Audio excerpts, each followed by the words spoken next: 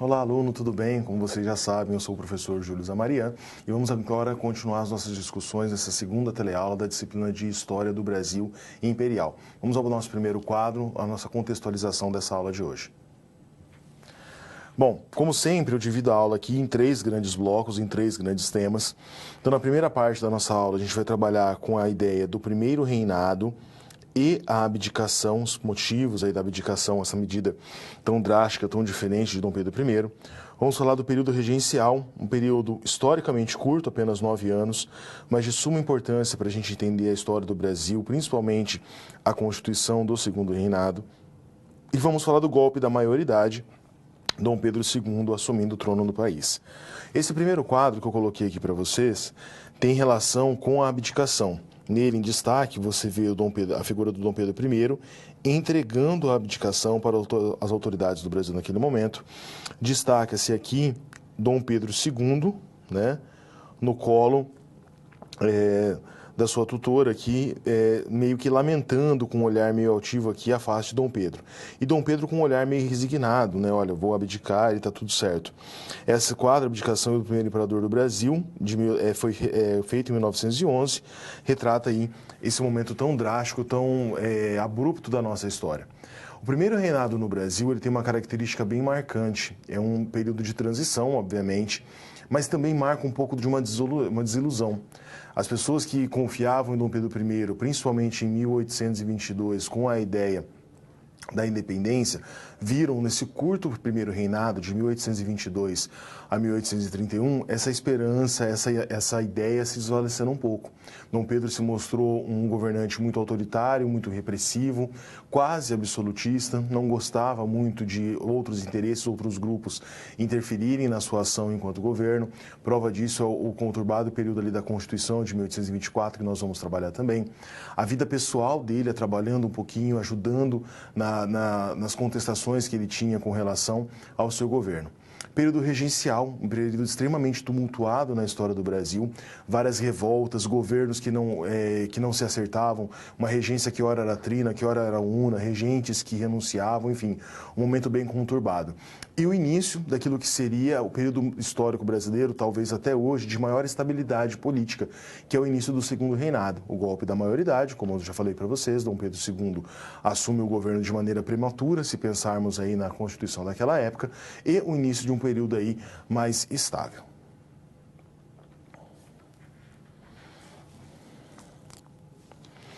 Vamos trabalhar então com o conceito das disputas internas e a abdicação, falando desse desgaste político. Esse desgaste político de Dom Pedro I não acontece do dia para a noite, ele é paulatino. E em várias ações, em vários momentos, nós percebemos aí o quão grave foi esse desgaste pelas ações políticas que ele teve, esse desgaste por uma situação crítica no Brasil, uma economia ainda frágil, começando a engatinhar depois da independência, e a vida pessoal de Dom Pedro também atrapalhando um pouco em todo esse processo. Vamos ao nosso quadro. Coloquei uma citação aqui para você.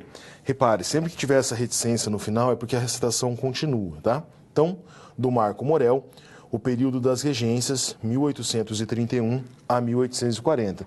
Esse é um livro curto, tem mais ou menos 200 páginas, mas ele é muito interessante, principalmente para você que está estudando esse período. Ele não fala só da regência, ele fala de toda a crise antes da abdicação e até no comecinho do Segundo Reinado. Olha o que o Morel está dizendo aqui para a gente. Compreender a abdicação de Dom Pedro como mera substituição de governante controlada pelas elites seria empobrecer a dimensão desse período e de suas consequências, bem como a diversidade de atores históricos que emergiam e evoluíam buscando intervir. Então ele destaca essa pelas elites e essa diversidade. Tem essa impressão, a gente vê muito isso quando a gente está na escola, no início dos estudos aí sobre a história do Brasil, que é uma simples substituição. Apesar de Dom Pedro ter saído do governo, entra um novo governo, mas as elites começam a governar, continuam governando, você não tem uma mudança muito drástica. Isso é, em parte, verdade, não é toda a verdade. Por quê? Você tem uma questão mais clara. Dom Pedro I Tem motivos reais que o levam a essa abdicação. Não é simplesmente uma troca de um governante pelo outro. Dom Pedro também não deixa um governo por livre e espontânea vontade. Talvez com uma conjuntura política diferente, ele teria permanecido no poder durante mais tempo. Então a gente tem que aprofundar esse estudo. Não é só a ideia de Dom Pedro I que cansou do governo, tão somente uma mudança simples das elites. Estava se discutindo no Brasil naquele momento também qual era a forma de governo, qual era o modelo a ser adotado. Se você tinha no início a Inglaterra como modelo, aquela ideia de uma monarquia constitucional inglesa, uma monarquia parlamentar e que tinha dado certo desde 1648, então vamos copiar esse modelo no Brasil. Mas não dá para pegar um modelo internacional e simplesmente replicar aqui na nossa nação. E o próprio perfil do Dom Pedro era um perfil diferente, não era o perfil dos monarcas que estavam ali constituídos na Inglaterra. Continuando a mesma citação. A saída do monarca, então, representou um enfraquecimento de um poder centralizador. E reparem bem, um poder centralizador extremamente novo. Se você pensar que a partir de 1822 nós estamos independentes e a abdicação em 1831, nós temos aqui 9 anos, né?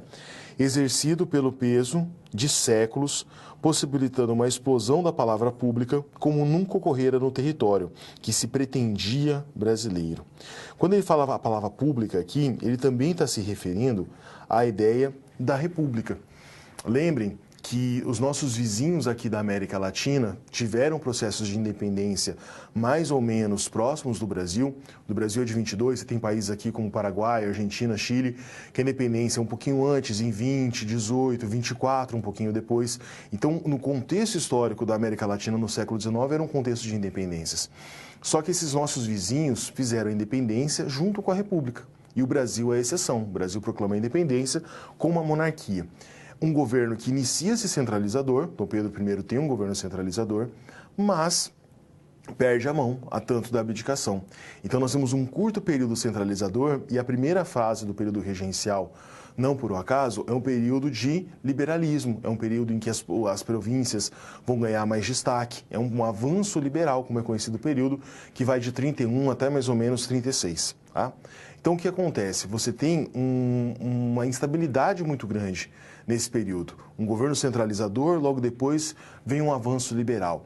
E no Brasil, sempre essa palavra república, a possibilidade de uma proclamação de república, esteve muito presente. Talvez só mais forte do que no período regencial, quando a república realmente veio no fim do segundo reinado, em 1889. Porque é um período perfeito. Você não tem imperador, o imperador foi embora. Uma criança, como um príncipe regente, não governava, você tem esses regentes que eram os governantes de fato. E o período regencial, né, por mais que você tenha historiadores que dizem que não é um período tão trágico assim, não é um período tão com desestabilidades, mas você tem sim uma desestabilidade. Você não tem governante fixo, você tem regentes se alternando, as elites ainda não se encontrando, se qual era o projeto concreto para a nação, um projeto mais centralizador, mais conservador, um projeto mais liberal, mais descentralizado. Então você tem um período aí conturbado. Um período, como a gente gosta de trabalhar na história, de transição.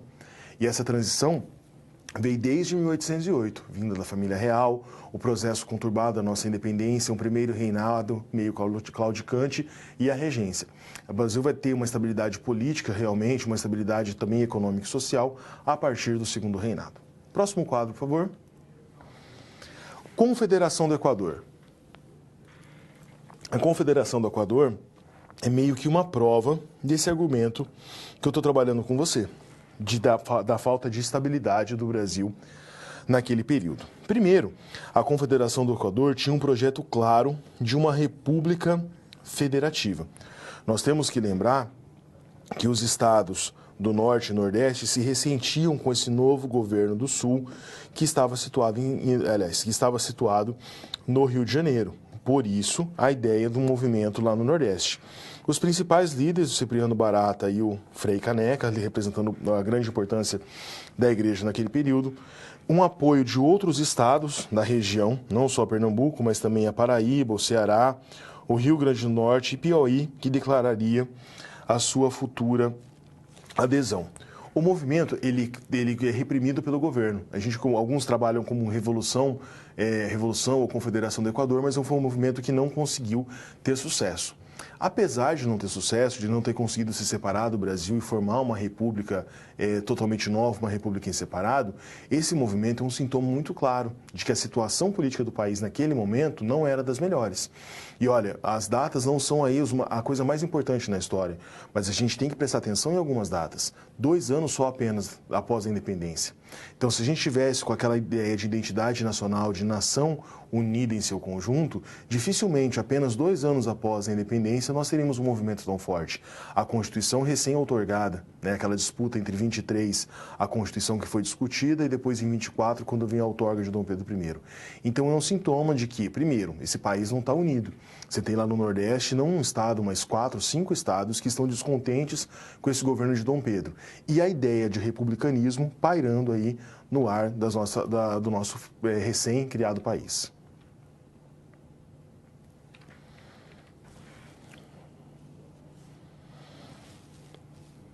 Vamos falar agora sobre as disputas internas e a abdicação, os motivos da partida do imperador. Quando a gente dá essa aula, principalmente quando você estiver trabalhando em escola, ensino fundamental e ensino médio, todo aluno e nós mesmos temos dificuldade de entender isso. Como é que o imperador, depois de tanto trabalho para fazer a independência, como é que ele simplesmente vira as costas e foge do país? Pior, como é que ele vai embora e deixa o filho aqui, uma criança de 5 anos, como o futuro rei? Então a gente tem que entender um pouquinho desse contexto, tá certo? Do contexto político da época, da economia da época, da vida pessoal de Dom Pedro, para a gente compreender o que estava acontecendo naquele período. Vamos ao quadro. A Guerra Cisplatina é um primeiro dos vários desgastes que Dom Pedro vai sofrer na sua trajetória. Dom João VI, em 1808, quando chegou no Brasil, ele anexou a província cisplatina ao nosso país. E durante o primeiro reinado, a Cisplatina consegue a sua independência. Como que ela consegue? Como que é o processo? Primeiro, você tem conflitos com as Províncias Unidas do Rio da Prata pelo território cisplatina. Apesar de estar anexado ao Brasil desde 1808, nós temos que entender que a colonização dessa região, a região onde hoje é o Uruguai, era uma colonização espanhola, de missões jesuíticas dos espanhóis, enfim, uma colonização muito forte ali, uma presença muito forte espanhola. Dom João VI consegue anexar essa região para o Brasil porque ele se aproveita da fraqueza do governo espanhol da época. Lembrem-se do contexto internacional. Napoleão Bonaparte tinha invadido a Espanha, tentou invadir Portugal, Dom João VI foge para o Brasil. Na mesma época, vários países da América Latina estão fazendo a independência. E a província cisplatina acaba sendo anexada por Dom João VI num movimento ali de habilidade política e também habilidade militar. Mas eles nunca se sentiram integrados ao resto do Brasil. E a diferença da colonização, da cultura, uma cultura mais hispânica do que uma cultura mais portuguesa, também ajuda a entender por que eles queriam e conseguiram a independência naquele momento. Continuando no mesmo quadro, a intervenção diplomática da Inglaterra é muito importante e muito mal vista. Apesar da Inglaterra ser considerada a potência da época, ter relação com a nossa independência também, essa intervenção externa a todo momento também não fazia com que a imagem de Dom Pedro ficasse mais forte.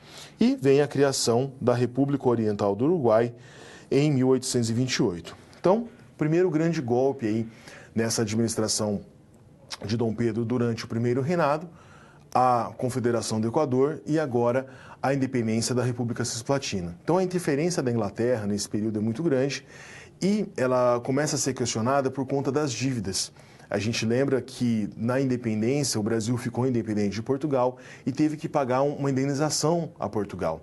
E a Inglaterra financiou essa indenização.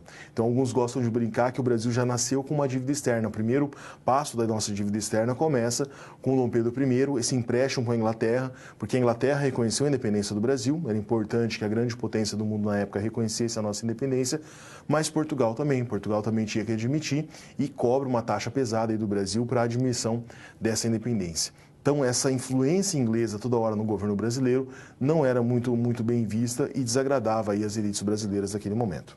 Continuando no quadro, reforçando aqui os desgastes de Dom Pedro I. Então, agora a gente fala um pouquinho mais da vida pessoal dele, tá? A morte da imperatriz Leopoldina e de Dom João VI. Dom Pedro é acometido por essas duas tragédias com um espaço de tempo muito curto. Dom João VI morre em março, de 1826. E a Imperatriz Leopoldina morre em dezembro do mesmo ano, de 1826. E o caso da Imperatriz Leopoldina aqui se destaca, chama bastante atenção. Às vezes exageram na história, mas o fato é que Dom Pedro I e Leopoldina não se davam tão bem. A princesa Leopoldina, ela vinha de uma casa real muito importante da Europa, a casa dos Habsburgo, do Império Austríaco, que era um dos impérios mais importantes, mais proeminentes da Europa naquele momento. E quando ela chega ao Brasil, ela fica meio desiludida. Dom Pedro não se apaixona por ela, eles têm um casamento muito mais de aparências. Dom Pedro tem aquela fama, e não era tão só fama, de mulherengo. Ele teve 2 esposas, 5 amantes, pelo menos as mais conhecidas, e 18 filhos registrados. Então isso desagradava. Fora isso, Dona Leopoldina também não gostava, se desiludiu com o Brasil. Acostumada com as ricas monarquias europeias, ela chega no Brasil e percebe que é um país muito mais pobre, com uma estrutura muito menor. Então, há vários casos em que o próprio Congresso do Brasil daquela época fazia algumas votações para abaixar a dívida da Imperatriz Leopoldina. Era comum ela pegar os recursos que ela tinha por conta do cargo e distribuir aos pobres, fazia muita ajuda humanitária. Enfim, ela era muito benquista pela população daquela época. E isso já aumenta o desgaste com Dom Pedro, porque sabia-se que eles tinham esse desinteresse, que eles tinham esse mal-estar. Ela acaba sofrendo um aborto e, em consequência desse aborto, ela morre em 26. E sai uma notícia na época, alguns comentários, de que Dom Pedro I teria agredido Leopoldina e que por isso ela teria tido o aborto. Também sai a ideia de que um dia, numa briga, ele teria empurrado ela escada abaixo, ela teria fraturado o fêmur e por isso que agravou a situação dela, a depressão e a morte. Então, tudo isso, na época, contribuiu para arranhar ainda mais a imagem de Dom Pedro I. Em 2017, alguns pesquisadores, historiadores, principalmente, fizeram a exumação da família real, principalmente pensando na Imperatriz Leopoldina. Fizeram alguns exames nela, principalmente tomografia, e comprovaram que ela não tinha nenhuma lesão, por exemplo, o fêmur quebrado ou a perna quebrada, nada disso.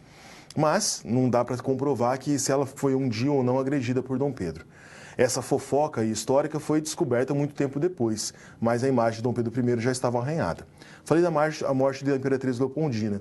E a morte de Dom João VI também é uma morte complicada. Por quê? Dom Pedro I, obviamente, é o herdeiro da coroa portuguesa. Com Dom João VI morto, a questão sucessória lá no trono de Portugal começa a atrapalhar. Chega-se no Brasil várias discussões de como que vai acontecer isso. Será que Dom Pedro vai abandonar o Brasil e volta para Portugal? Será que ele vai reunificar as duas coroas? Vai rebaixar o Brasil para a colônia e volta para Portugal? Tem toda uma discussão na época.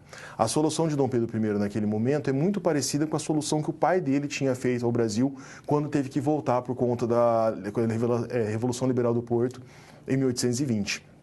Ele pede que a sua filha, a segunda filha depois de do Dom Pedro de Alcântara, Dom Pedro II, Maria da Glória, vá assumir o trono de Portugal. Como ela também não tem idade, ela casa com o seu tio, irmão de Dom Pedro, Dom Fernando. Dom Fernando viraria o governante, o regente, até Dona Maria da Glória ter a idade para poder governar. Mas Dom Fernando dá um golpe e ele assume o governo. Então, de 26 até a abdicação em 31, Dom Pedro se ressente também com essa confusão familiar na questão sucessória do trono português. Então, percebam como que é todo um contexto complicado, não é só uma ida e vinda de Dom Pedro a Portugal. Voltando ao quadro. Então, a questão sucessória em Portugal desagrada bastante o nosso monarca e nós temos aí a famosa Noite das Garrafadas, um protesto muito grande no Brasil, uma briga entre portugueses e brasileiros que demonstravam a insatisfação com o governo de Dom Pedro.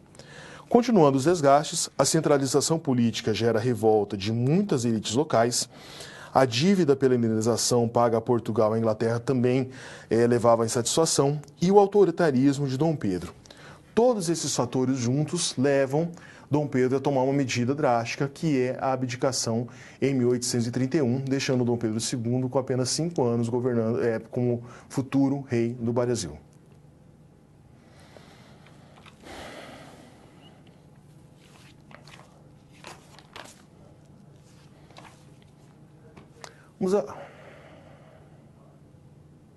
Vamos agora para a regência, então, esse período de 9 anos.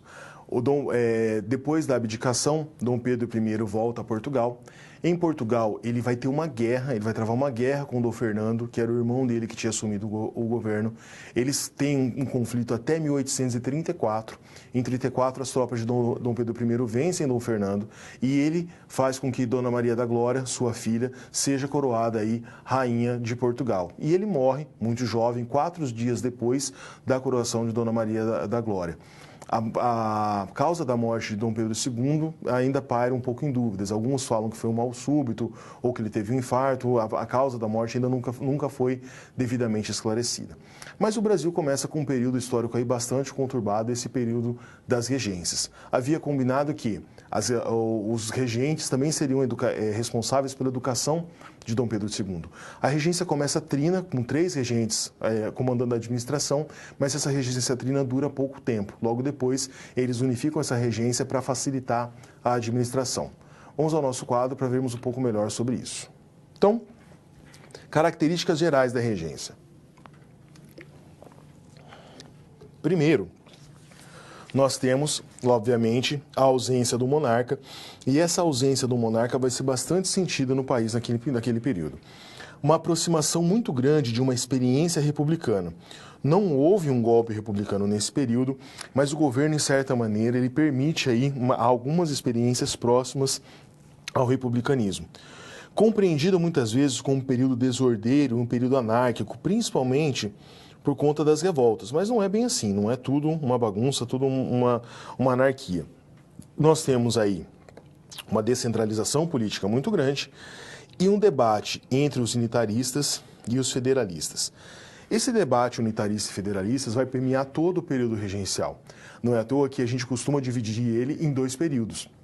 O primeiro período, que é coroado com o ato adicional de 1834 e perdura mais ou menos até 1836, você tem um avanço desse grupo liberal, esse grupo federalista.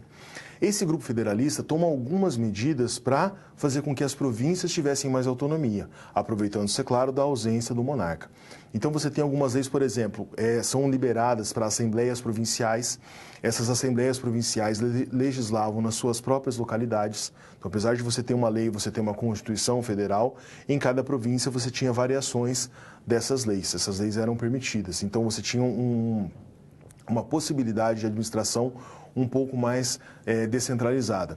As províncias também poderiam contratar funcionários públicos sem anuência, sem a permissão desse governo federal. Então, são algumas medidas que mostram esse avanço federalista até meados de 1836. Depois disso, nós temos um avanço desse discurso unitarista, desse discurso mais conservador e mais centralizador.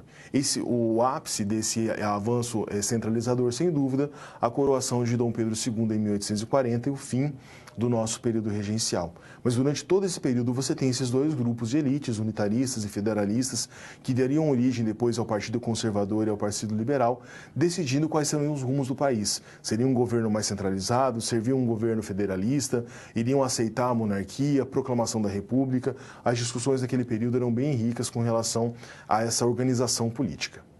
No próximo quadro, o ato adicional de 1834, sem dúvida aí a grande força, a grande demonstração de força da política da regência daquele momento. O ato adicional, ele marca o avanço muito grande dos liberais, a criação, como já foi comentado, as assembleias provinciais do Império, que davam autonomia, então, para cada localidade, a regência oficialmente sendo uma regência una, e eleição direta. Professor, como assim eleição direta? Eleição direta para essas assembleias provinciais. É óbvio que não havia ainda eleição para presidente, nem exibir a presidente naquele período. Guarda Nacional. Guarda Nacional é um capítulo à parte aí nessa explanação. A Guarda Nacional, ela surge como alternativa econômica para o governo. Em que sentido? O Brasil era um país novo, um país recém-criado. O exército existia, mas ainda muito pequeno, muito mal organizado, muito mal armado. Então a Guarda Nacional é quase que, guardadas as devidas proporções e com perdão aí do anacronismo, uma terceirização. O governo concedia esse título de coronel da Guarda Nacional para as elites de cada província, de cada localidade. Essas elites, lógico, tinham um uniforme, depois eu vou mostrar para você como é esse uniforme, mas principalmente tinham o direito de se armar e viravam autoridade naquela localidade. Então, o governo tira de si o peso de montar um exército profissional, de pensar na logística, na distribuição desse exército, desses militares, e meio que terceiriza, né, essa ideia do coronel em cada localidade. Esse fato também reforça a ideia da descentralização política. Porque como que um governo recém-criado no século XIX vai fiscalizar com exatidão o que acontece nas províncias do Norte, do Nordeste, do Centro-Oeste e do Sul? Então, na prática, esses coronéis nas regiões na qual eles estavam alocados tinham toda a autoridade. Não é à toa que esse termo coronel, ele vai perdurar no Brasil até o início ali da época da República Velha, no início do século XX. Os coronéis lá da República Velha, os coronéis do café do Brasil naquele período, não tinham título oficial, mas como tinham dinheiro, meio que viravam autoridade em determinadas localidades. Próximo quadro. Os grupos, então, eram armados pela elite, com a anuência da elite, e a distribuição desse título de coronel da Guarda Nacional, que era um título com toda a validade. Eu coloquei aqui na imagem para você algumas imagens aqui do uniforme da Guarda Nacional. Esse uniforme tinha todas as medidas passadas, as cores, para ser padronizados. Obviamente, ele não era fornecido pelo governo, ele não era fornecido pelo Rio de Janeiro para se espalhar por todo o Brasil, mas ele mostrava uma padronização. Aquela ideia que nós já trabalhamos de uma aparência de autoridade. Uma coisa é uma pessoa falar que é um coronel, outra coisa é você ver essa autoridade, você vê o uniforme, você vê as insígnias, o armamento que era destacado, e assim ele conseguia constituir naquele período uma autoridade muito grande.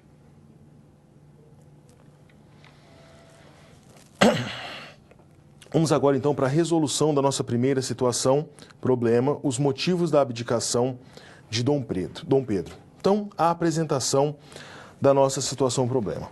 Um aluno, né, motivado por um influenciador digital, esse influenciador digital pode ser alguém de rede social, um youtuber, enfim, disse que o Brasil não era nada importante. Então, aquela ideia do complexo de vira-lata. E que Dom Pedro preferiu largar o império para se mudar para a Europa. E esse aluno até questiona você, ó. Bem melhor, né, professor? Destaca passividade do povo brasileiro. Então, novamente, sempre nessas situações problemas, nós temos um embate do senso comum e do senso crítico. O nosso aluno, muitas vezes, vai mostrar para você, enquanto professor, o que ele recebe do senso comum. E nós, enquanto professores, temos que problematizar isso, jamais ridicularizar a ideia do aluno, dizer que ele não sabe, que ele não tem conhecimento, mas entender o pensamento dele e, a partir daí, criar um senso crítico. Então, o aluno chega com essa ideia, olha, é lógico que Dom Pedro foi embora, porque a Europa é muito melhor, o Brasil é um país atrasado, um país pobre, para que ficar aqui? Então, primeiro, o aluno anacrônico, ele está pensando a Constituição atual dos países, esquecendo de como isso era no século XIX. Segundo, que essa história não é bem assim. Dom Pedro I não simplesmente vira as costas e sai do Brasil. Você tem um contexto histórico muito importante para que ele tome essa decisão. E essa ideia de que o Brasil é inferior, que os outros são superiores, em casos aí de cultura, é uma ideia bem atrasada em certos termos. Voltando ao quadro. Na problematização, então, dessa nossa situação problema, você vai responder o aluno. Para responder o aluno, você destaca os movimentos importantes desse período, que contradizem essa ideia de passividade. Passividade é essa, professor, a ideia de que Dom Pedro I foi embora e que todo mundo ficou quieto, o brasileiro aceitou, falou, fazer o quê, né? Ele quer ir embora, deixa ele ir. Não é bem assim. Como que você consegue demonstrar isso para os alunos? Você vai citar a ideia da Noite das Garrafadas e da Revolução Pernambucana. Tanto a Noite das Garrafadas como a Revolução Pernambucana demonstram que o brasileiro não era passivo, que o brasileiro estava muito bem antenado com a política do Brasil. A Confederação do Equador demonstra que esse brasileiro, principalmente ali do Nordeste, não aceitava muito bem esse novo governo do Rio Grande do Sul, do Rio de Janeiro, do sul do país, e queria sim uma república, queria um avanço nas suas constituições, nas suas situações. Vale a pena lembrar que esse movimento ainda não era um movimento que lutava, por exemplo, pelo fim da escravidão, mas já tinha umas posições bem avançadas, principalmente ligadas ao republicanismo. A Noite das Garrafadas talvez seja o mais importante para mostrar para o aluno que o brasileiro não era pacífico. Dom Pedro I tinha feito uma viagem a Minas Gerais e estava retornando para o Rio de Janeiro. Nesse retorno, A população ainda já estava questionando o governo, não estava muito contente com as ações de Dom Pedro I. Os portugueses, principalmente aqueles mais próximos de Dom Pedro, organizam um movimento para recebê-lo de braços abertos. Os brasileiros, né, do Partido Brasileiro, que também não estavam contentes com o governo, fazem uma manifestação contrária. Então você tem esses dois grupos políticos aí que estão representados a todo momento brigando na rua. E por que Noite das Garrafadas? Porque a arma de momento que eles tinham na mão eram as garrafas de vidro. Então, na verdade, não é uma noite, vira um quebra-quebra de 4 dias. E esse não é o motivo da abdicação. Mas ele é a última gota, é o ponto que faltava para Dom Pedro I tomar a atitude e logo depois ele faz a abdicação. Então, esses dois movimentos demonstram que esse brasileiro não é pacífico, aliás, nem pacífico nem passivo. Ele está preocupado, antenado com os motivos políticos da nação. Continuando, próximo quadro. Na resolução, então, dessa nossa situação-problema, nós chegamos à conclusão de que Dom Pedro ele foi pressionado ou a mudar a sua postura enquanto governante ou a deixar o cargo. Eu sempre falo com os meus alunos, e com você não é diferente, o se na história não existe. A gente lida com os fatos, com os processos históricos.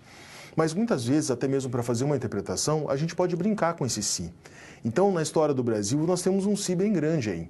Será que se o governo de Dom Pedro I fosse um governo mais tranquilo, um governo que mesmo com os problemas pessoais, mas tivesse uma estabilidade política maior, será que ele teria abdicado do trono? Será que ele não teria permanecido no Brasil, mesmo que isso significasse perder o trono lá de Portugal para o irmão dele, para o Dom Fernando?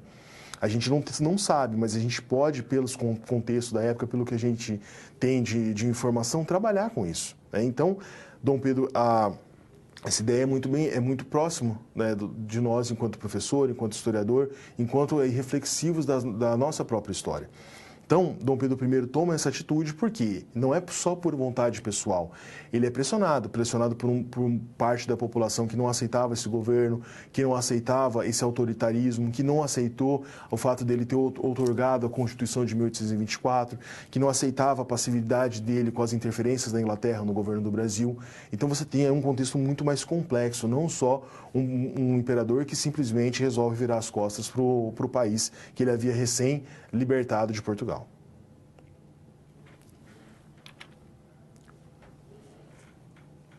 Vamos agora para o nosso momento de interação. A questão é a seguinte: o que a abdicação representou para o processo de construção da nação brasileira? Então vamos pensar no processo de construção, de constituição da nossa nação. O que a abdicação representa em todo esse processo? Pensem, reflitam, conversem, nós voltamos em alguns instantes.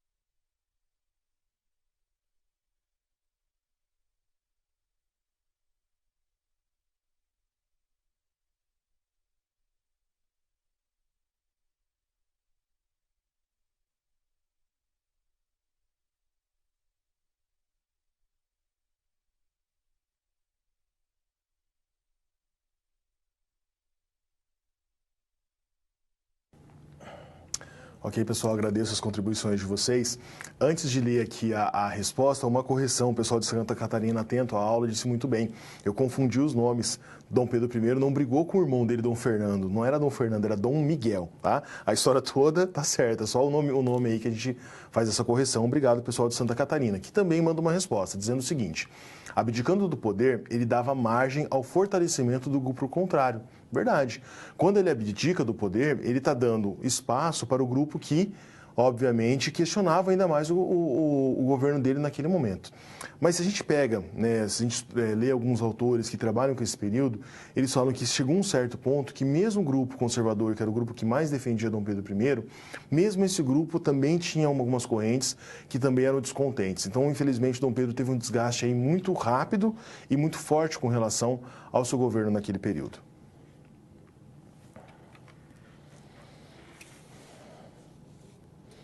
Agora o nosso conceito de regências e revoltas regenciais. Vamos falar das principais revoltas. Nós tivemos no Brasil, naquele período, uma série de revoltas, tá? Infelizmente, por conta do tempo, não vou trabalhar todas com você. Vou falar de 3 aí das mais importantes, que é a cabanagem, a Revolução Farroupilha e a dos Malês. Mas você teve a Sabinada também, você tem a Balaiada, você tem a Revolta dos Cabanos, que é diferente da cabanagem, você tem uma série de movimentos. No Rio de Janeiro, só para vocês terem uma ideia, nos 5 primeiros anos de regência, você tem 5 pequenas revoltas.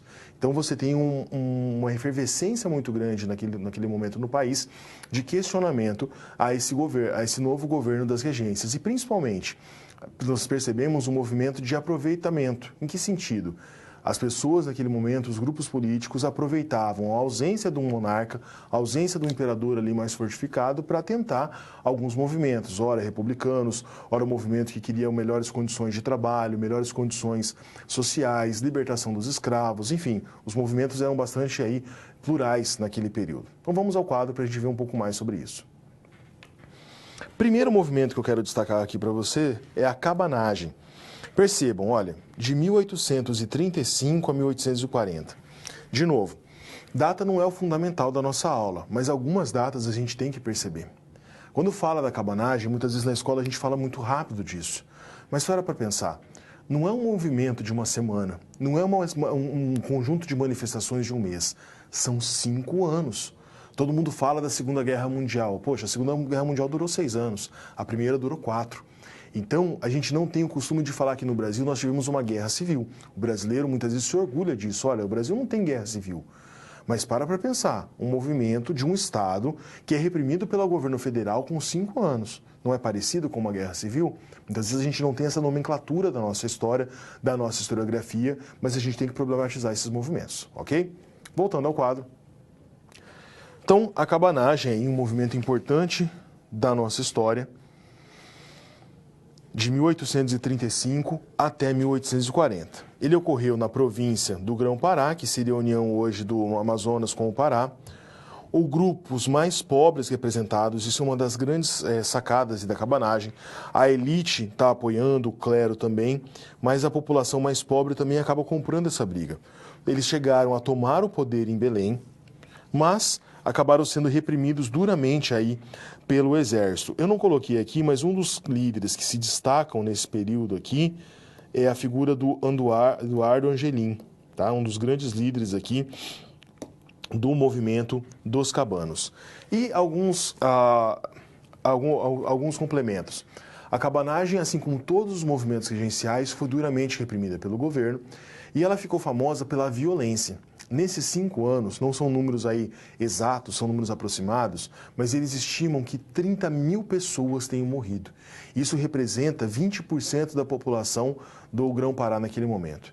Então, nós vemos essa ideia de violência muito forte. Muitas vezes a gente tem aquela ideia de que o Brasil é pacífico, o Brasil é bonzinho, que a gente não tem guerra, não tem violência. Para pensar, 5 anos de movimento, 30 mil mortos, 20% da população, para hoje 30 mil mortos já é muita coisa, imagina naquele período. No próximo quadro. Perdão. Eu coloquei para você aqui um monumento muito importante, que é o Memorial da Cabanagem, que fica em Belém do Pará.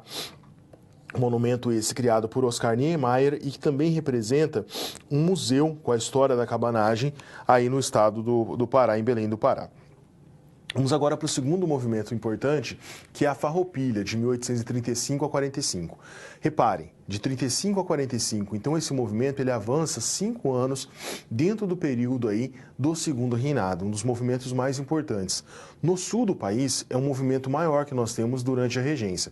Percebam, os outros, a cabanagem que nós trabalhamos, mas a balaiada, a sabinada, a revolta dos cabanos, todos são movimentos, malês, no região norte e nordeste. A maioria da profusão aí de movimentos republicanos, de movimentos que queriam a separação do Brasil, acontecem no norte e no nordeste. No sul, então, o mais forte e o mais duradouro de todos os movimentos regenciais, a Farroupilha. Vamos ao quadro para a gente entender mais sobre ela.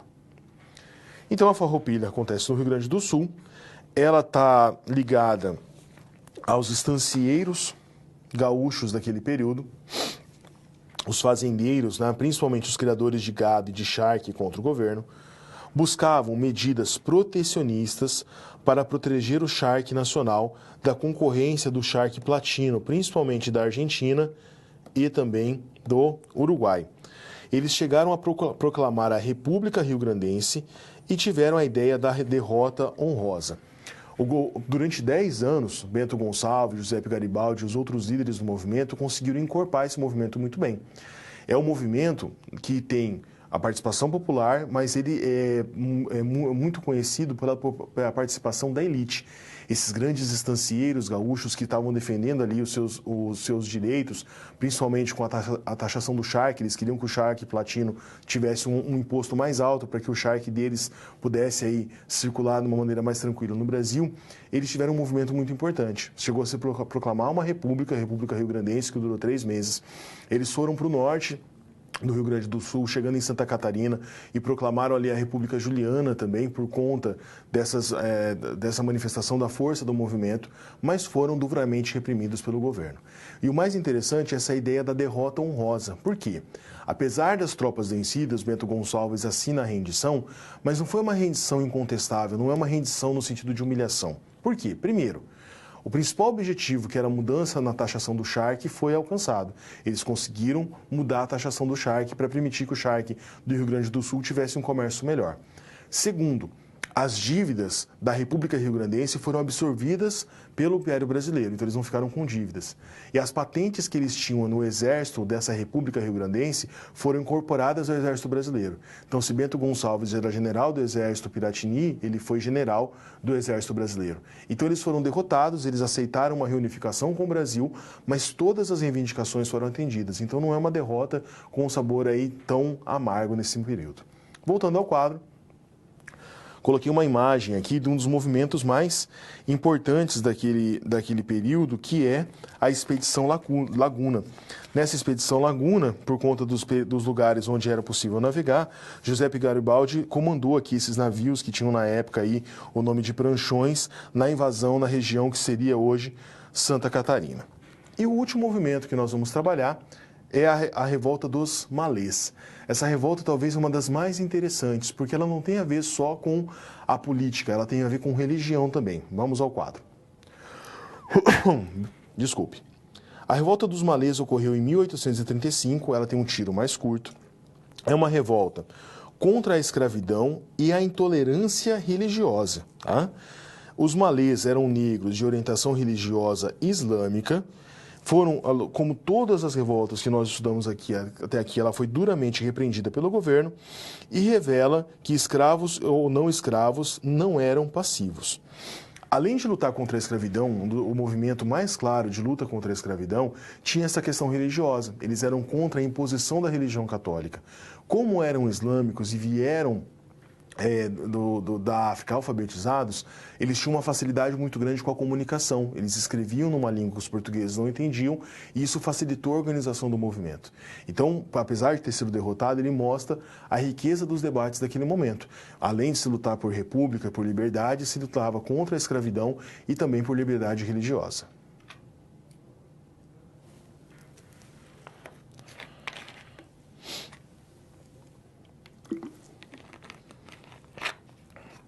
Vamos agora para o acordo das elites, o golpe da maioridade e o fim do período regencial.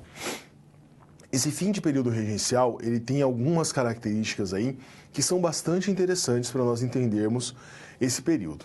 esse período ele é marcado pelo avanço conservador. Então, na primeira fase da regência, de 31 a 36, nós temos aí de uma maneira muito forte os liberais tomando conta. A partir de 37 até 40, até o golpe da maioridade de Dom Pedro II, nós temos aí os conservadores ganhando poder. E a gente pode falar, o Marco Morel, no livro que já citado, trabalha com essa ideia, nós podemos pensar como uma transição do fim do período regencial até 1850. Por quê? Até 1850 você tem todas as revoltas devidamente derrotadas, abafadas, e a constituição de um novo governo, a chamada década palaciana. Dom Pedro II, quando assumiu o governo, ele era muito jovem, ele tem apenas 14 anos. Então, nesses primeiros 10 anos do seu governo, chamado de década palaciana, ele está se acostumando com o governo, se inteirando do que está acontecendo, terminando a sua formação. Ele ainda estudava quando tinha se tornado imperador. Vamos ao quadro para a gente entender um pouco melhor sobre essa transição. Então, no fim do período regencial, nós podemos destacar, primeiro, os movimentos que demonstram a necessidade de um governo centralizador. Como começa a pipocar várias revoltas regenciais em vários lugares do Brasil, o discurso perante as elites, tanto do grupo que era conhecido como unitaristas como federalistas, esses discursos se unem na ideia do que, olha, independente se o próximo governo vai ser mais centralizado ou mais federado, nós precisamos de um governo autoritário, um governo repressivo, um governo que acabe com essa bagunça. A ideia de bagunça vem daí, desses vários movimentos aí regionais que estão pipocando no Brasil e que têm uma força muito grande. Continuando no quadro, a atuação do governo foi determinante para que o Brasil não se fragmentasse. Aqui é uma das coisas bastante interessantes.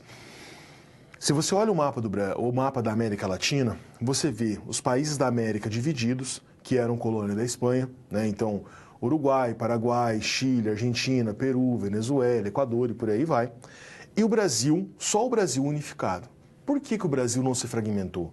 O momento que talvez o Brasil teve mais próximo da fragmentação foi exatamente esse período regencial. Se todas as revoltas, pelo menos essas 5 maiores, tivessem êxito, o Brasil tinha se dividido pelo menos em 5 países. Então, por mais que não tivesse organizado a contento, esse governo regencial e depois, com o golpe da maioridade, o início do segundo reinado, ajuda a explicar por que o Brasil não se fragmentou. Você tem uma república junto com uma monarquia, que é um dos fatores, e a atuação do governo durante o período regencial. Então, esse período regencial, muitas vezes as pessoas ignoram, acham que não é importante, mas ele tem uma importância fundamental. Ele explica a unidade que o Brasil tem até hoje. Muitas vezes nós vemos as pessoas hoje em dia debaterem, olha, mas o Brasil é dividido, norte e nordeste, mais diferente do sul. Você tem uma divisão histórica, desde a época da colonização. Um país tão grande, ele não tem uma unidade tão a contento, tão forte como um país menor. Mas nós temos vários fatores aí que ajudam a constituir essa unidade nacional. A cultura, a língua, aspectos religiosos, isso não pode ser ignorado. Mas a importância do período regencial nessa unificação aí brasileira. No próximo quadro, o golpe da maioridade e a coroação de Dom Pedro com apenas 14 anos. Pelas datas, ele tinha 15 anos, mas ficou conhecido na história 14. Ele poderia ser governante a partir dos 16. Então, em 1842, ele seria coroado imperador. Eles mudam a lei, antecipam a coroação dele para 1840, exatamente para poder acalmar os ânimos nesse período regencial que estava aí tão conturbado. Eu vou colocar para você agora uma charge que representa aí esse fim de regência. Vamos ao quadro. Essa charge representa aqui a renúncia do padre Feijó. Então, primeiro, o padre Feijó aparece na imagem, olha só, ombros arqueados, o olhar triste, coitado, solitário, não está com chapéu, o chapéu está aqui no animal, aparentemente um burro que está levando ele. A escolha desse animal na charge não é coincidência. E reparem que o animal está soltando excrementos aqui pelo caminho. Então, a ideia é de que o governo do regente Feijó foi mais ou menos dessa forma. Depois do regente Feijó, toma posse um outro cidadão chamado Araújo Lima. Vou colocar o nome dele aqui em cima para você. O Araújo Lima. O Araújo Lima, ele é representante desse governo mais conservador. Então sai o regente Feijó, que era um regente liberal, e vem aí o conservadorismo com o Araújo Lima. Não havia ainda o consenso sobre qual projeto de nação seria empregado, tampouco o papel do Estado naquele momento. Então, a autonomia das províncias que havia sido conseguida, ela é retirada, você tem aí todo um recrudescimento do poder. Quando Dom Pedro II assume, você tem uma reorganização de forças, né? Esses partidos, esses grupos que estavam perdidos, constituídos na regência, os dois perdem espaço. Você pode pensar, mas os conservadores eram a favor da coroação de Dom Pedro. Naquele período, os dois grupos, tanto os conservadores quanto os liberais, queriam a coroação de Dom Pedro. E quando Dom Pedro entra, principalmente pós-década palaciana, uma das grandes características de Dom Pedro é exatamente a habilidade política. Ele consegue fazer com que os gabinetes se revezassem, ora com políticos conservadores, ora com políticos liberais. Então ele não permite que nenhum desses grupos tenha uma proeminência, uma importância muito grande durante todo o seu governo, né? Não é à toa que ele conseguiu se manter no governo no país durante 49 anos, é a pessoa até hoje, provavelmente esse recorde não vai ser quebrado, que mais tempo, de maneira ininterrupta, governou o Brasil. Então essa regência termina de uma maneira melancólica, termina com o fim das autonomias tão grandes que as províncias tinham, termina com esse projeto federalista e com esse anseio republicano sendo abafado. Com Dom Pedro II no governo, você tem a volta de um poder mais autoritário, a figura do imperador, que faz com que os movimentos regenciais sejam abafados definitivamente, e aí uma série de fases para a gente construir esse novo governo.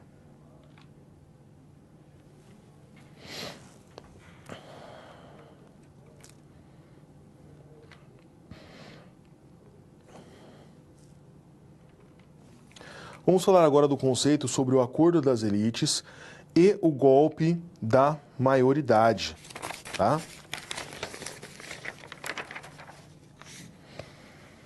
Bom, o governo de Dom Pedro II, como já foi debatido, é o governo mais longo do Brasil, de 1840 a 1889. Esse governo, ele ficou conhecido, ele é dividido em 3 grandes fases. Você tem a primeira fase, chamada de década palaciana, que vai de 1840 a 1850 aproximadamente, que é a época que Dom Pedro II ainda está terminando a sua formação, está se inteirando ali sobre os assuntos mais importantes do governo, a transição das regências para esse novo monarca que está governando. De 1840 até a Guerra do Paraguai, 1865, é o auge do Segundo Reinado. É a época, né, com a maior prosperidade econômica, e essa prosperidade econômica vem de uma maneira muito forte pela cafeicultura. A cafeicultura, que era crescente no início do Segundo Reinado, ela consegue mais força, ela consegue mais proeminência, ela se espalha por várias regiões do Brasil, consegue uma exportação muito forte, se constitui o café como carro-chefe da nossa economia e o Brasil se torna o maior produtor e exportador mundial de café. Você tem um tímido, mas bem tímido incentivo à industrialização, algumas medidas importantes do Barão de Mauá, que rivalizava com Dom Pedro II. Ora, ele era bem visto, ora ele era mal visto, ora o seu governo era incentivado, ora ele era retraído. Então, de 50 até 65, o auge desse governo. A Guerra do Paraguai é um momento chave da formação da nação. Naquela época, no século XIX, tinha-se a ideia de que uma grande nação não poderia ser formada, constituída, sem uma guerra. Então, a Guerra do Paraguai vem para o Brasil nesse sentido. Um exército que acaba se fortalecendo, alguns atores políticos aparecendo, o Duque de Caxias, o Conde Deu, o marido da Princesa Isabel, aparecendo de uma maneira bastante importante. E de 1870 até a proclamação da República, 89, é a decadência. Mas percebam, é uma decadência de 20 anos, então ela é bem vagarosa, ela é bem paulatina. A Guerra do Paraguai expõe uma questão econômica brasileira mais grave, expõe algumas contradições muito grandes do Brasil, como a escravidão que perdurava enquanto outros países já havia acabado. O Dom Pedro II envelhece e a imagem dele, já como um homem velho, como um senhor, também era questionada em vários momentos do Brasil naquele momento. Vamos então ao nosso quadro para falar sobre esse golpe. Para falar do golpe da maioridade, né, nós temos vários golpes na nossa história, eu coloquei uma citação novamente da Lilia Moritz Schwartz, no livro As Barbas do Imperador, Dom Pedro II, o Monarca nos Trópicos.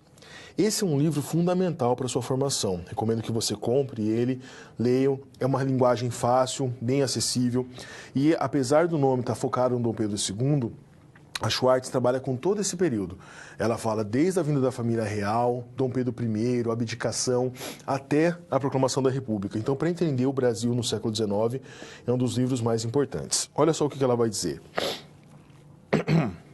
Não foi suficiente para eliminar o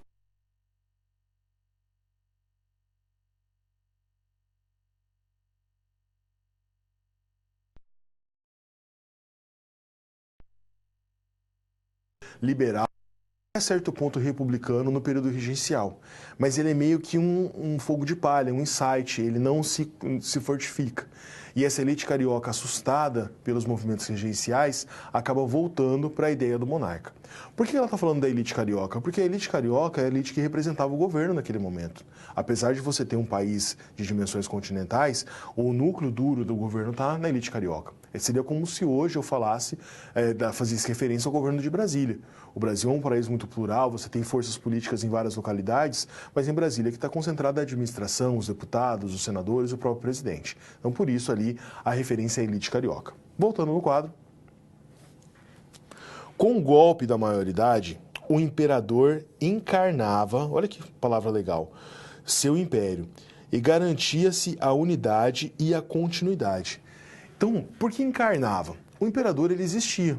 Dom Pedro I foi embora, Dom Pedro de Alcântara ficou. Todo mundo sabia que a partir de 1842 você ia ter um imperador de novo. Então não é que ia acontecer um golpe, que a regência ia perdurar. Todos sabiam que a regência era um período de transição. Mas com a coroação, Dom Pedro encarnava o seu império, ou seja, ele se revestia da sua postura, da sua autoridade, daquilo que ele deveria fazer a partir dali. Então, olha como é que esse poder, esse simbolismo de poder é importante. Dom Pedro I, Dom Pedro II, ele não mudou de pessoa. Ele mudou o título, era Dom Pedro de Alcântara, se tornou Dom Pedro II imperador. Mas era a mesma pessoa. Era o mesmo garoto de 14 anos. Imagine aí uma pessoa de 14 anos como governante. Mas o fato de ter a coroação, que a gente vai ver na imagem daqui a pouco, a constituição do governo política centralizadora, só isso, só entre aspas, mostra a importância simbólica daquele momento. Então o imperador encarna o seu império, encarna o seu poder e a partir dali constitui aí a sua autoridade. Continuando no mesmo quadro. Desenlace do período da reação conservadora, que é de 36 a 40, 37 aí a regência do Padre Feijó, marcado pelo retraimento dos liberais, das medidas de descentralização, o golpe da maioridade selou a sorte da monarquia no Brasil. O Schwartz também é muito feliz nessa frase. O golpe selou a sorte da monarquia no Brasil. Por quê? De novo, o si na história. O si na história não existe, mas a gente pode brincar com as conjunturas. Se o golpe não acontecesse em 1840, será que o governo aguentava até 42? Será que essas revoltas regenciais não iam crescer, não iam aumentar, o governo não iria dar conta e haveria a fragmentação? Então, em 1840, o golpe da maioridade ele é cirúrgico, nesse sentido de que precisava de um autoritarismo. E sela a sorte da monarquia, porque a partir dali a monarquia durou mais 50 anos, quase 50 anos. Então é um momento histórico, um momento estratégico importante para a consolidação do poder naquele período. No quadro agora, novamente, separei uma imagem, essa imagem muito bonita, às vezes na resolução do quadro de você, no seu quadro, talvez não dê a dimensão da beleza dessa imagem, mas é do François-René Morriot, o ato da coroação de Sua Majestade, o Imperador, a imagem de 1842, um óleo sobre tela. Então, o que eu destaco nessa imagem? Primeiro, você tem representantes aqui da elite do Brasil naquele período, a população meio de canto, de escanteio na igreja, mas assistindo o que estava acontecendo. E esse ato de coroação, ainda a ligação muito próxima entre o poder religioso da Igreja Católica e o poder do imperador que se constituía. Então, Dom Pedro II, representado aqui, olha, como jovem, com 14 anos, e o ato em si da coroação. Interessante perceber que são raras as imagens, você pode fazer uma pesquisa rápida da internet, você vai perceber isso, são raras as imagens de Dom Pedro II como adulto. Ele é sempre representado como criança ou como jovem no início do governo e já como um senhor, já próximo dos 60 anos na época, para 60 anos para a época ele que era considerado velho, quase senil. Então você tem essas duas representações. Raríssimas imagens de Dom Pedro II representado como um homem adulto, talvez por conta dessa estabilidade, dessa falta de questionamento, desse governo tão longo, tão estável que ele teve. Resolução da nossa situação-problema, o poder no Império e na República. Vamos apresentar então a nossa situação. Discussão na sala dos professores. Sala dos professores é um lugar ótimo para discussão.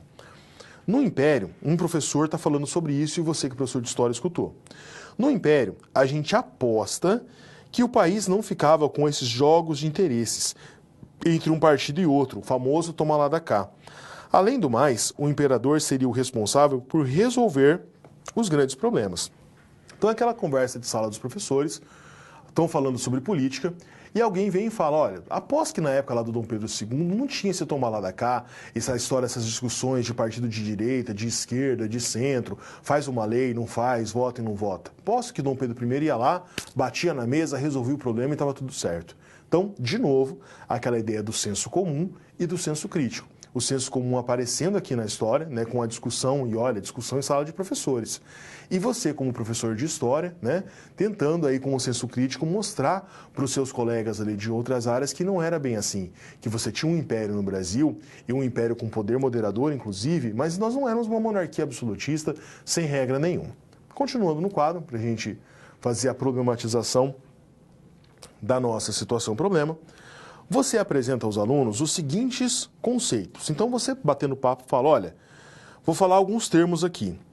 Eleições fraudulentas, conflitos entre partidos políticos, oscilação no poder.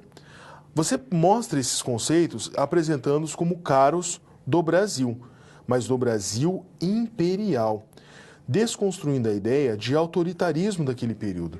Então, você vai falar, olha, quando fala de eleição fraudulenta, quando fala de oscilação política, disputa de partidos políticos, todos os seus colegas ali na sala de professores vão pensar, olha, isso daí é característica do Brasil atual. O Brasil tem suspeita de fraude na eleição, vira e mexe alguém fala sobre isso, principalmente nós temos discussões acaloradas de partidos políticos, oscilação de grupos no poder, grupos que ascendem o poder, grupos que de repente perdem o poder, isso é normal na política de qualquer país. Mas você destaca que isso é uma característica do período imperial. Eles vão falar, olha, mas como assim? Não era autoritarismo? Não era absolutista? Não. Dom Pedro II tinha o poder, mas ele não governava sozinho. Você tinha lá os gabinetes que se revezavam. Ora um gabinete mais liberal, ora um gabinete mais conservador, e eles aí se oscilavam no poder, debatiam a todo momento. Você tem no Brasil daquele período também fraudes nas eleições, pessoas que poderiam votar, não votavam, gente que muitas vezes não poderia ter votando e participando das eleições, o voto censitário limitado, só pessoa rica, pessoa que tinha determinada renda, tinha posição social, homens votavam, mulheres eram excluídas do processo. Então você demonstra, você problematiza com argumentos históricos, com argumentos baseados em fontes históricas, não no senso comum, que a política daquele período não é bem assim, não é tão autoritária como se possa pensar. Voltando ao quadro, para finalizarmos aí a nossa situação-problema, a resolução da situação-problema, a presença de um monarca na concepção atual e do senso comum faz com que pensemos que um rei ou uma rainha seriam capazes de anular os conflitos e unir uma população. Essa é uma ideia bem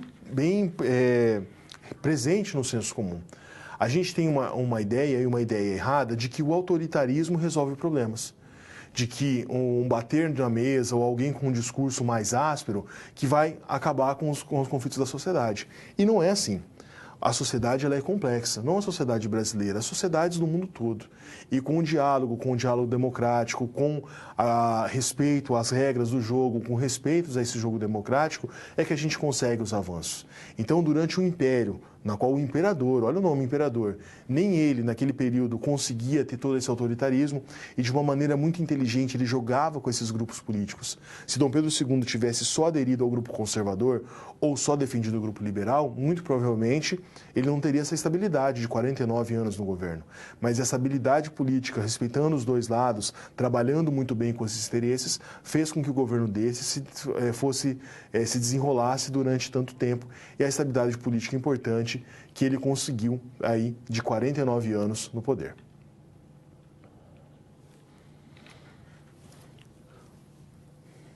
Vamos agora para o nosso momento de interação. Como podemos justificar a necessidade da autoridade real depois das regências? Por que mesmo depois do período regencial, um período tão conturbado, por que a gente precisou de uma autoridade real? Por que ela foi necessária naquele momento para a Constituição do Brasil? Então, pense um pouquinho, converse aí com seus pares, nós voltamos em alguns instantes.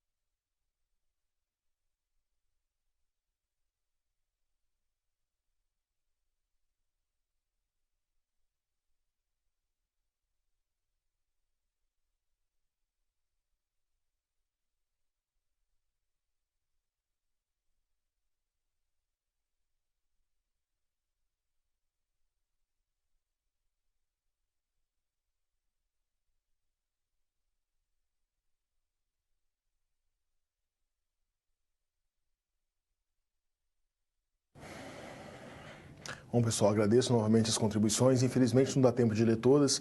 Eu leio ali no chat, mas para colocar na aula não dá tempo, tá? Mas agradeço mesmo assim. Pará, o aluno Edson, do Polo de Breves, diz o seguinte: ele diz que era preciso fortalecer a figura do imperador, enquanto ponto forte do império. Então, o imperador, ponto forte do império, esse fortalecimento seria importante. Diferente do papel do regente. mas não como um poder absolutista, até porque sozinho ele não ia conseguir resolver os grandes problemas. É verdade, você respondeu muito bem, Edson, parabéns. Aquela ideia de que a figura do monarca, a figura do poder que ele representava, já servia na sociedade daquele momento para acalmar os ânimos. A ideia de que ele estava ali, ele estava presente, a partir daquele momento ele ia, se não resolver todos os problemas, mas ele tinha um simbolismo muito grande.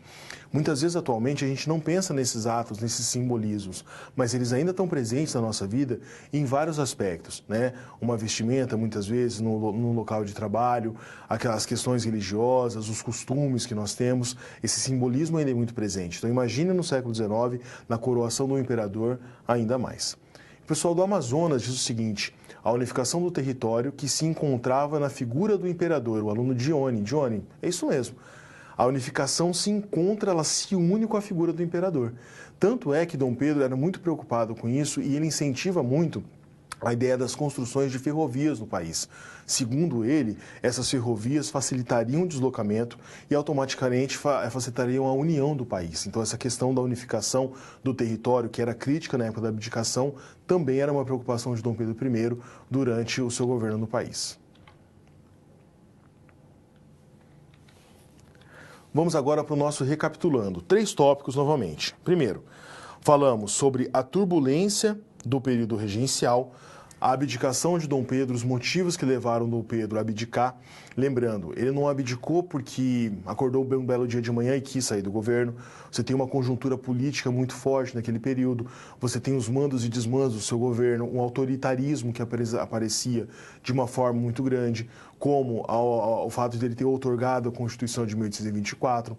Você tem detalhes da sua vida pessoal, a morte de 2 pessoas próximas, do seu pai e depois da sua esposa, a Imperatriz Leopoldina, todo o contexto da morte da Imperatriz Leopoldina, dizendo-se que muitas vezes ele seria, se não totalmente, mas parcialmente culpado, a questão sucessória do trono português, que também atrapalhou Dom Pedro naquele momento, a disputa com o seu irmão Dom Miguel pelo governo ali de Portugal. Então, vários motivos aí que levaram Dom Pedro I a tomar uma atitude tão drástica que era a abdicação. Voltando ao quadro. Então, falamos da abdicação, turbulência do período regencial e as revoltas. Talvez aí o grande tema da nossa aula. O período regencial, um período de só 9 anos, mas 9 anos extremamente complicados. Tanto na Constituição do Poder, que nós tínhamos no Rio de Janeiro, uma disputa ali entre liberais e conservadores, unitaristas e federalistas, ora com um avanço liberal, ora com um ato adicional que crava esse avanço liberal, depois um recrudescimento, um avanço conservador, províncias que ora têm mais autonomia, ora têm menos autonomia. Então, internamente, na política interna, esse período é complicado e também por conta das revoltas, né? Nós trabalhamos 3 aqui na aula de uma maneira mais aprofundada, falamos da cabanagem, da revolta dos malês, da farroupilha, mas nós temos várias revoltas no Brasil, a balaiada, a sabinada, a revolta dos cabanos. Então é um momento de efervescência, um momento em que as ideias do republicanismo estão perpassando durante todo o Brasil naquele período. Você tem um debate que nunca esfria sobre a escravidão e sobre o fim da escravidão e um contexto histórico tão bastante complicado e a atuação forte dos regentes e depois, no início do governo de Dom Pedro II, para não deixar o Brasil ficar fragmentado. Se essas revoltas estivessem conseguido êxito, tivessem sucesso, muito provavelmente o Brasil se fragmentaria aí em 5, 6 nações. E finalizando o último tópico do nosso recapitulando, no quadro, o golpe da maioridade. A maioridade de Dom Pedro II é antecipada em 2 anos, antes de governar a partir de 42, já em 1840, com apenas 14 para 15 anos, ele assume o governo e esse ato, o ato da coroação, por incrível que pareça, contribui de uma maneira muito importante e significativa para acalmar os ânimos, para amenizar as revoltas regenciais e um governo muito hábil de Dom Pedro II. A gente falou das fases do governo dele, a década palaciana, o auge do seu governo e depois a decadência, mas mesmo assim um governo de 49 anos. Então um governo de estabilidade, um governo com crescimento econômico no país naquele momento e que ali em 1840, na época do golpe, resolve a situação. Que situação era essa? Poder fazer com que o país ficasse unificado, acabasse com as revoltas regenciais e tivesse aquilo que eles queriam desde a independência em 22, que era estabilidade política. A gente pode pensar, e não é exagero, que depois do período colonial, 1530, quando começa a colonização efetiva, até 1808, a gente tem um período colonial bem fortificado. De 8 até 40, nós temos um período brasileiro conturbado. O Brasil reino governado por Dom João VI, o império de Dom Pedro I curto e conturbado, período regencial. E a partir de 1840 até 89, o Brasil goza de novo de uma estabilidade política mais organizada, mais a contento, ok? Estudem, espero ter contribuído, ajudado para as discussões desse momento. Desejo a todos bons estudos, nos vemos na próxima teleaula.